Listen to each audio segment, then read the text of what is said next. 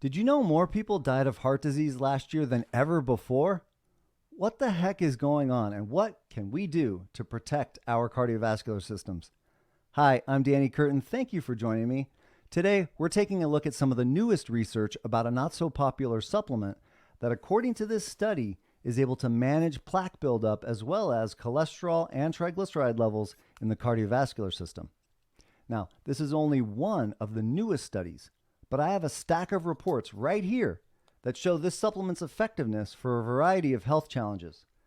I've got blood pressure, I've got blood mobility, I've got fibrinogen levels, deep vein thrombosis, hardening of the arteries, red blood cell aggregation and whole blood viscosity, and I've even got spike protein breakdown, and the list goes on and on. If you're interested in any of these studies, make sure to subscribe so you don't miss out when I do cover them individually. Now, moving on, let's get back to the first question I asked. What can we do to protect our heart health?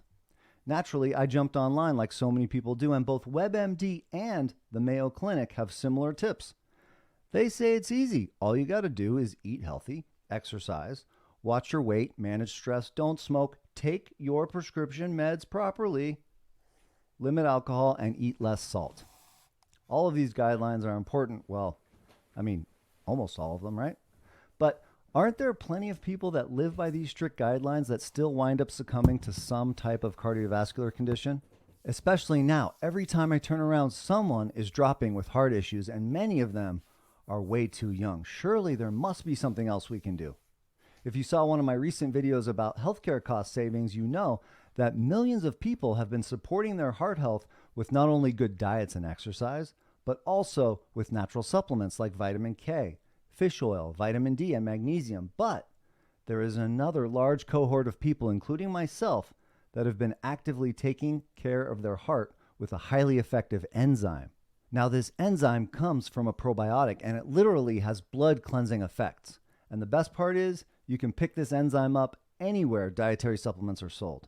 Now, this new study on nattokinase stuck out to me because participants in the study took over 10,000 fibrinolytic units of nattokinase per day, which is much higher than the typically recommended 2,000 fibrinolytic units per day. And participants had to be considered unhealthy, which gives us a really good look into the effectiveness of this enzyme. Had this study been run in the United States, the participants would have had to be considered healthy in order to get IRB or government approval. Now, the study I'm referring to is called Effective Management of Atherosclerosis Progress and Hyperlipidemia with Nattokinase, a clinical study with 1,062 participants. Essentially, they looked at plaque buildup in the carotid arteries as well as high blood lipids like cholesterol and triglycerides. So first off, I don't want anyone to be misled. This study is not a double-blind placebo-controlled study.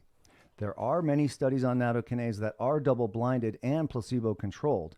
I'll include links to everything I have in the description below. But this study does have a small control group that took about a third of the amount of nattokinase as did the study group.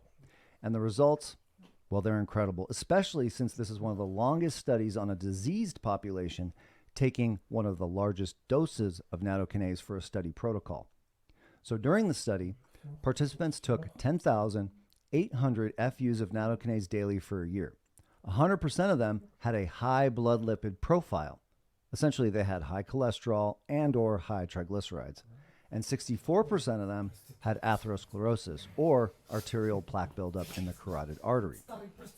Now, here are the results. After 12 months of taking nattokinase daily, 95% of the participants improved their total cholesterol levels, and 85% improved their triglyceride and LDL or bad cholesterol levels. Now, 66% of the participants showed a decrease in the size of their carotid plaque, with some decreasing by up to 36%. That is a huge improvement. And 77% of the participants showed improvement in the intima media thickness, which is a measurement of the thickness of the arterial wall. It's a common measurement used to determine atherosclerosis risk. I also found it interesting, but not surprising, that exercisers had better overall outcomes than non-exercisers. Obese patients had more prominent benefits from nattokinase than non-obese patients. And The benefits of nattokinase were slightly stronger for those that also took vitamin K with the nattokinase supplementation. And finally, the control group. Those that took the smaller dose of 3,600 FUs per day had positive but much less significant cardiovascular outcomes to those taking the full dose. Okay, hopefully that gives you a pretty good idea about what the study says. Please check it out when you have some time. It's posted in the description below. So now what? You might be saying to yourself, this sounds all well and good, but is this nattokinase enzyme safe? Bottom line, yes, this enzyme is extremely safe. Nattokinase has been tested in multiple randomized double-blind human clinicals with no significant adverse events ever. It has also been shown to be non-toxic in a series of studies that administered extremely high doses for long periods of time, like in the study we just reviewed, which administered nattokinase for 365 days. And in the real world, nattokinase has been consumed in the Japanese food natto for centuries, some say as far back as 500 AD. And in terms of a supplement, nattokinase has been sold in capsule form since the 90s. And personally, I've been taking nattokinase on and off for recovery and heart health for at least the last 15 years.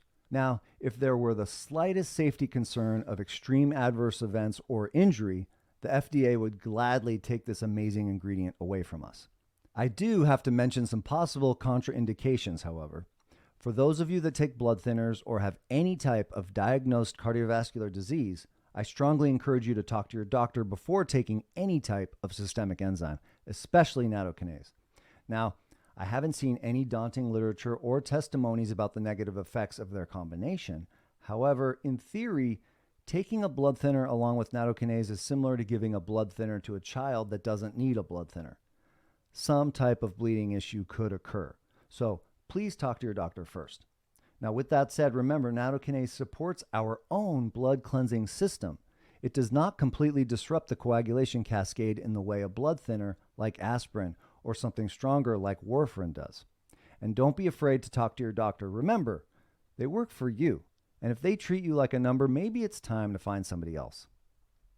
And the final step here, based on the research that I've seen, I am promoting nattokinase as a supportive supplement for optimal cardiovascular function. In no way am I stating that this enzyme is a cure for any of the ailments from the studies I just presented. With that said, if you are healthy and concerned about your heart, you should start to support the blood cleansing process with a strong nattokinase product that has more than 2,000 FUs per capsule. This isn't necessary, but if you're trying to take a larger dose like in the study we reviewed, normal products, which are typically about 2,000 FUs per capsule or less, will require 5 or more capsules just to get to the 10,000 FUs per day.